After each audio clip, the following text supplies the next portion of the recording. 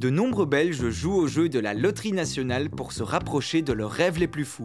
Si je gagne l'auto, je finance une école de théâtre pour enfants. Je fais un tour de monde avec mon cirque. Je m'achèterai certainement une villa et une petite collection de Ferrari. J'achète une caravane résidentielle pour aller à la mer. Mais saviez-vous qu'en jouant, vous soutenez aussi le WWF et son projet ambitieux ?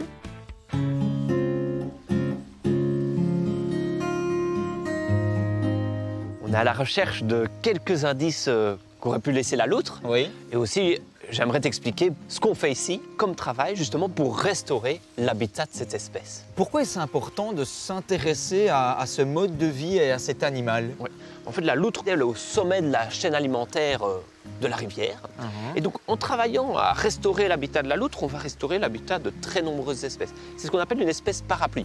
En protégeant la loutre, elle va tenir son petit parapluie et il y aura plein d'autres espèces qui vont être protégées. Et c'est notre objectif, c'est vraiment de restaurer ce qu'on appelle l'écosystème rivière avec ces berges.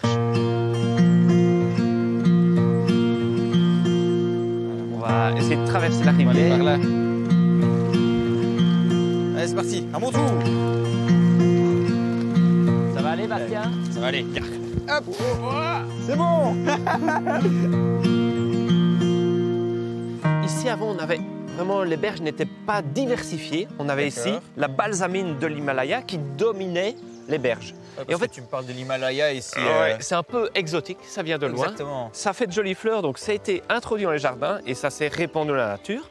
Et une fois l'hiver venu, il n'y a plus de végétation parce qu'elle disparaît.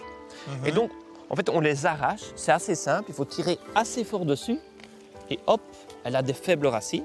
Donc, il n'y a pas de graines non plus sur ce plant. Donc, on peut juste le laisser ici.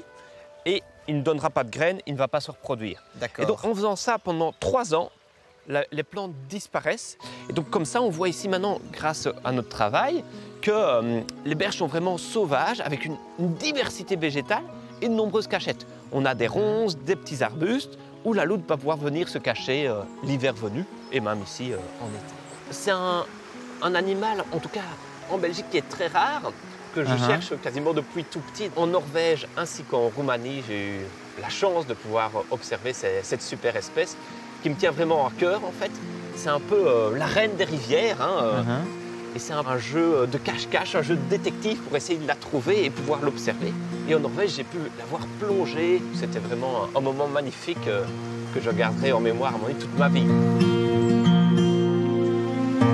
Donc ici, on a construit un passage à faune, un loutre-duc sous le pont. Parce qu'en effet, les loutres risquaient de se faire écraser sur la route par-dessus.